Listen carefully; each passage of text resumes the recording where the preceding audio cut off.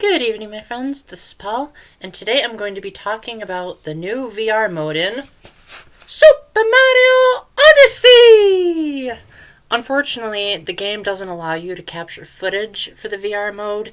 It actually tells you, please remove the Switch from the dock when I tried to film it in TV mode, so I really tried, but the game was being stubborn, so you'll have to just take my word for it. So, Super Mario Odyssey's VR mode contains 3 new mini-challenges as you gather enough musicians to try to form a brand new Jump Up Superstar concert. You visit 3 miniature sections of kingdoms you've already been to. The Cap Kingdom, which is also known as Bonneton, the Seaside Kingdom, and the Luncheon Kingdom. They all have the same music, same sound effects, same voice clips that you've learned to know and love, but they've been significantly truncated so that you don't have to feel like you can lose. It's more so if they want you to fully enjoy the experience without getting stressed out, so therefore there's no health meter. The coins don't really do anything in that mode, they just really add to your score in the main game.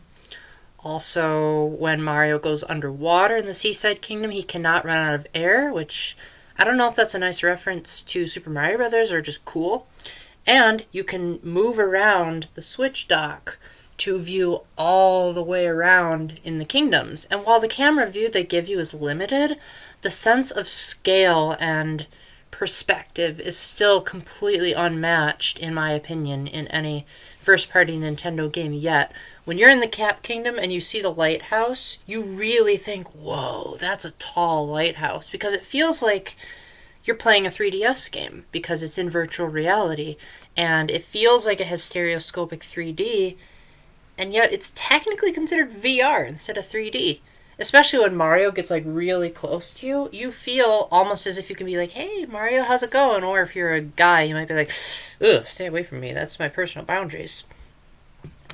Overall, this mode can take some getting used to because it doesn't directly let you use camera controls. You have to move the system as opposed to using the right stick like you would in the normal mode. Plus, it doesn't let you explore all of the kingdom. If you try to go out of bounds, Mario will get put in a bubble and get blown back, kind of like you were playing a multiplayer Mario platformer. In addition to that, in order to collect all of the instruments, you have to find these musical notes, which can sometimes be easier said than done, especially in the Cap Kingdom. That one took me a while to figure out. And if you collect the musical notes in sequence, then you get an instrument which you have to hand to one of the NPCs in the area, and they'll play a little itty-bitty part of Jump Up Superstar, and they'll say, you got a musician! And then you can look around during that segment when you're talking to the musician. So if you're like, I don't want to look at some ugly person's face, I want to see the scenes, you can totally do that.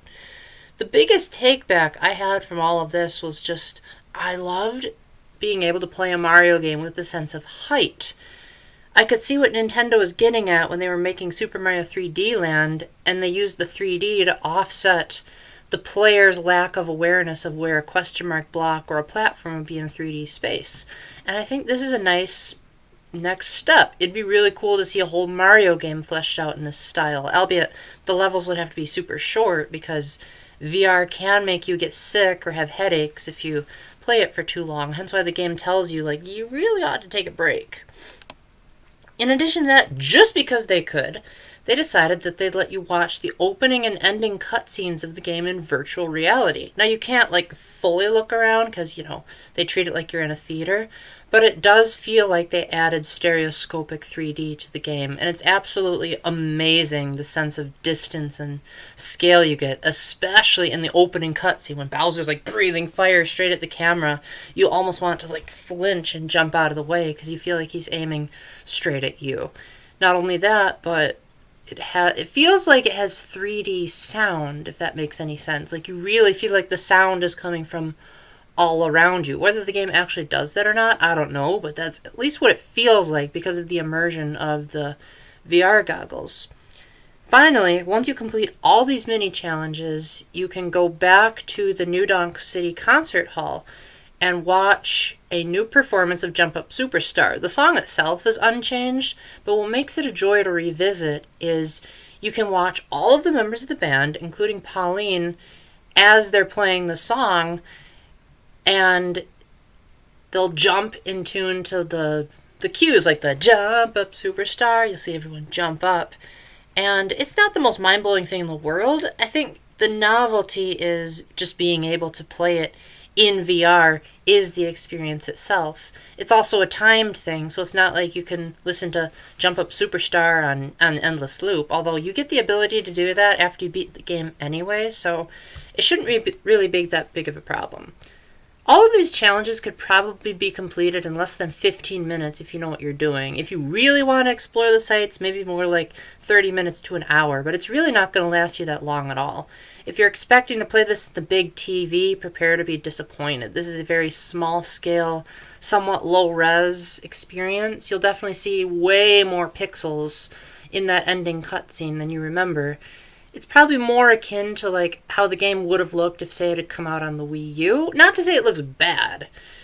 It's just that you're probably so used to these sharp, high-quality images of playing the Switch in TV mode that it might take you a bit of an adjustment to get used to the lower resolution. That being said, this is free. It comes simply with an update, and even if you don't own the Nintendo Labo VR kit, you can still enjoy the game in 2D by just moving the Switch.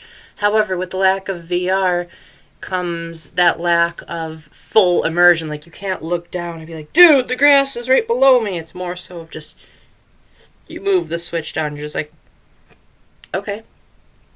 Either way, it's worth a try. Again, it's free, so that's why I didn't title this as a review. It's not going to blow anyone's minds, but it definitely is a great start for the future of Nintendo products. With that, thank you very much for listening, and until the next time, keep the faith, stay epic, God bless, and jump up, superstar!